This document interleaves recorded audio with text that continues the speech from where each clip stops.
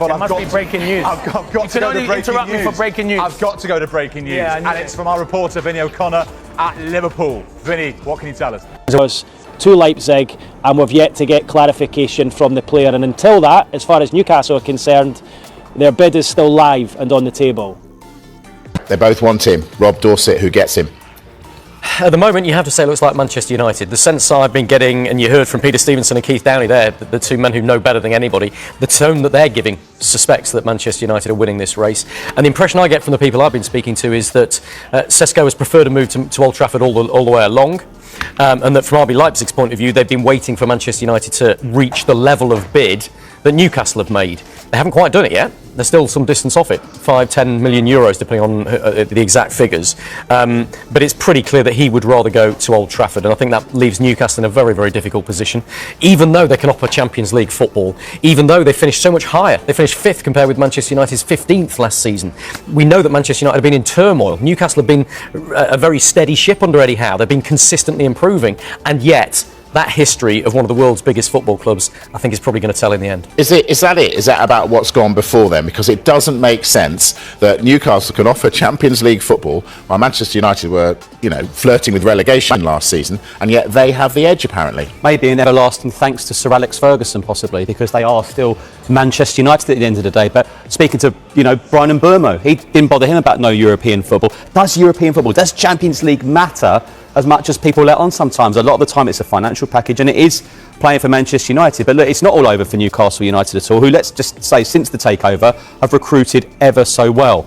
But, as Rob says, it does look as if now he is leaning towards Manchester United. But also got to mention the recruitment director, Christopher Favell, who was at Leipzig, who was speaking so highly about Sesko. I wonder if that's playing a key role in this as well. Not just Ruben Amorim, but Manchester United collectively. But he's untried, untested, really, isn't he? And he's raw, clearly. What do you make of the sort of sums being spoken about forwards this summer? This is absolutely fascinating, because I haven't known a transfer window like this one, where we've seen so many world-class strikers on the market, on the move, many of them coming to the Premier League. Let's show you some of the stats that we've been looking at, because I think this speaks absolute volumes. You can see some of the summer signings there, and just how much we're talking about. There's a star, of course, next to Benjamin Sesko, because that's not completed yet, but you can see that Hugo Ekitike is at the top of that one at £79 million. Gyökeres 63.5. Mateus Cunha, not a striker, he's a forward. Same with João Pedro, you'd say there. Look at the absolute bargain for Chelsea at the bottom. Liam Delap there with a £30 million release clause. I think it's right that you put him in this sort of category, this sort of company. I think he could be that good. But Mike, what I think is fascinating is, where do you get the value here with a striker? Do you get the value for somebody who is experienced, like Gyökeres, 27 years old, been there and done it, scored 92 goals in 103 games for Sporting? Yeah, in which league though?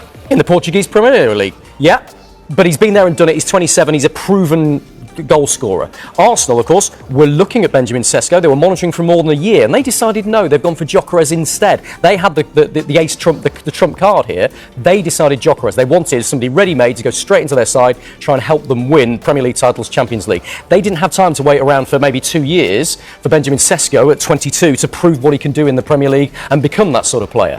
Is that where you get the value, experience and goals? Or is it a younger player like Sesko with incredible promise who has got years ahead of him and may grow into that Manchester United side? Remember, Gyökeres has signed a 5-year contract at Arsenal. He will be 32 when that comes to an end. Arsenal have got no resale on him after that.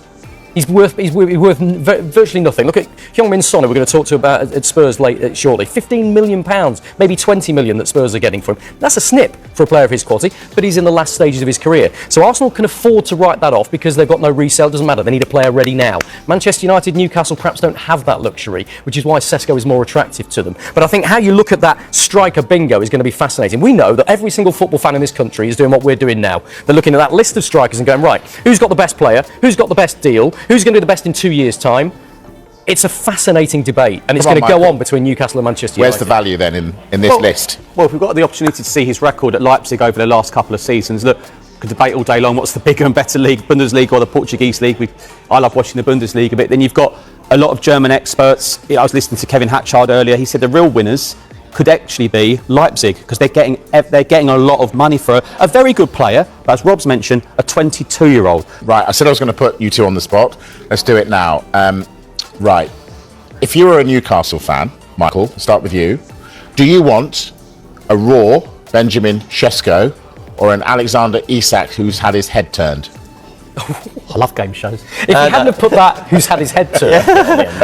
I'd tell you what, I'm going to go with a happy Sesko who's turned down Manchester United because I feel, listening to a couple of Newcastle fans, I've got a couple of Newcastle mates, they're really upset about the Isak situation. We know how much they adore their players up there, and if you upset them, you know. So I would. He scores a couple of goals, first game of the season, all forgiven. We're all football fans. That's you know true. What we're like. But are we going to get this in a year's time? I remember, you know, a couple of years ago he talked about Harry Kane, Man City. Okay, Man City went away, then it was Bayern, Luka Modric, Chelsea. A year later it was Real Madrid. Do these things actually go away? So if it was me, get Sesko and a little bit more money to go somewhere else. But look, I don't support Newcastle. Luka Modric and Harry Kane didn't do bad in those years when they stayed, though. They were hardly down in tools, were they? Well, this is why I don't take these game shows seriously. I think exactly the opposite. Alexander Isak is a proven goal scorer in the Premier League. I think he gets into every Premier League team in their starting 11, with the possible exception of Manchester City, because they've got not a bad player called Erling Haaland. But other than that, I think he gets into every single starting 11 in the Premier League. And Newcastle have had that. He's loved by the fans up there. I think the fans could get over this. I think Eddie Howe can get over this. We know that Alan Shearer's come out and criticised him, club legend. He's got to build some bridges if he stays at Newcastle, that's for sure. But he is worth a fortune. Newcastle think he's worth 110, 120 million pounds. Liverpool think he's worth 110 because that's what they bid for him. And Newcastle have turned that down. They don't want to lose him. They can build bridges. We've seen this in the past where players have wanted away. It hasn't happened, but they come back into the fold. Alexander Isak's got Champions League football to play with Newcastle this season if he stays. I think he can be kept happy. And for me, I'd take Alexander Isak every day over Benjamin Sesko. What do Newcastle do if Isak goes to Liverpool and Sesko goes to Manchester United? What does Eddie Howe do? Well, look, Newcastle have been, we need to be clear on this, Eddie Howe and Newcastle have been very, very clear behind the scenes. They will not sell Isak unless they get a player of proper calibre in to replace him. So I don't think that comes into it. And I think Newcastle can afford to stick by their guns there and say, no, you're not going anywhere. What do you think? I agree with that, yeah, totally. I think if Isak goes, then yes, but Eddie Howe's been very thorough on this, and I like what he said the other day, that people just don't walk straight back into training, they've got to earn it. So look forward to hearing from Eddie Howe now they've returned from South Korea. Quick word about Newcastle here, because I think a lot of people have got sympathy for Newcastle here on the number of players they've missed out on, and if they miss out on Sesko. And you're asking the question, well, why would he choose Manchester United over Newcastle with Champions League football and all that Eddie Howe's achieving up there?